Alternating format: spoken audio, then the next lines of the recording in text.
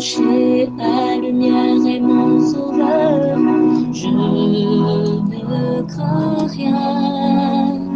Il est mon rempart et mon ferme soutien. De qui pourrais-je avoir peur? Shalom. Nous avons aujourd'hui la croquette biblique numéro 316 tirée de Job au chapitre 37 du verset 14 au verset 20. Pouvons-nous comprendre Dieu? Pouvons-nous totalement comprendre Dieu? Pouvons-nous comprendre ses actions, ses merveilles?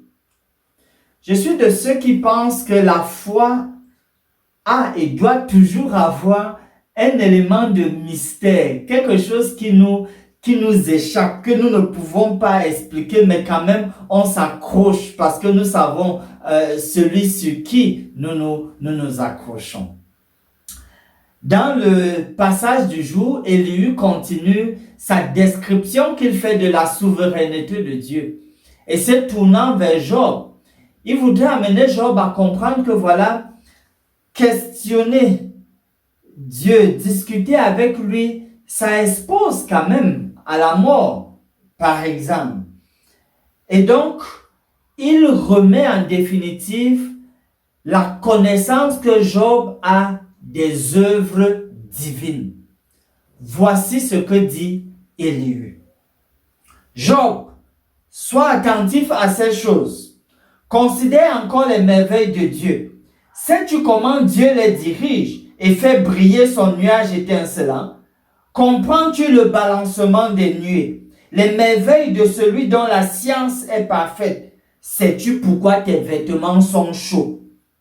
Quand la terre se repose par le vent du midi, peux-tu comme lui étendre les cieux, aussi solides qu'un miroir de fonte? Fais-nous connaître ce que nous devons lui dire. Nous sommes trop ignorants pour nous adresser à lui. Lui annoncera-t-on que ce que je parlerai, mais quel est l'homme qui désire sa perte?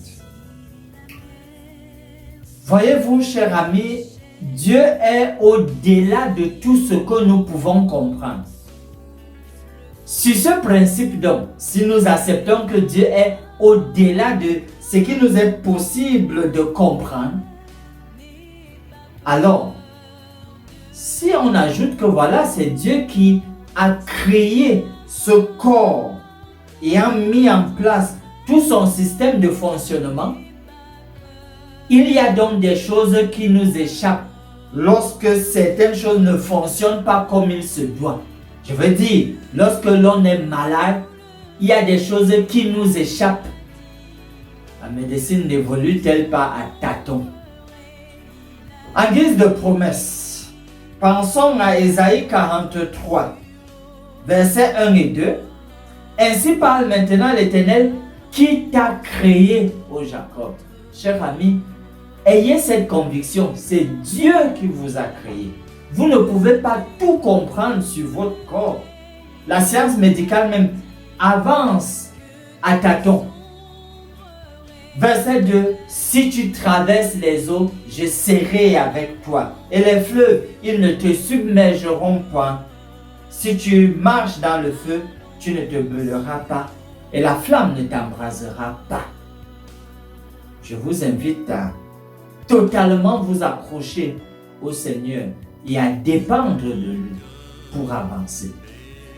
Finissons par ce mot de prière.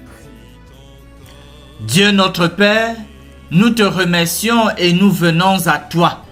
S'il te plaît, modèle-nous et prépare-nous à donner le meilleur possible en prenant soin des malades autour de nous. Nous nous appuyons donc sur toi afin d'avoir une influence positive sur ces malades. Daigne bénir notre ministère à leur endroit afin qu'ils te représentent et glorifient ton nom. Nous te le demandons dans le précieux nom de Jésus. Amen. Espérons l'Éternel, mon âme, espérons l'Éternel, qu'un chant s'élève au Dieu du ciel, qu'un chant s'élève au Dieu du ciel, mon âme espérant l'Éternel, mon âme espère en l'Éternel.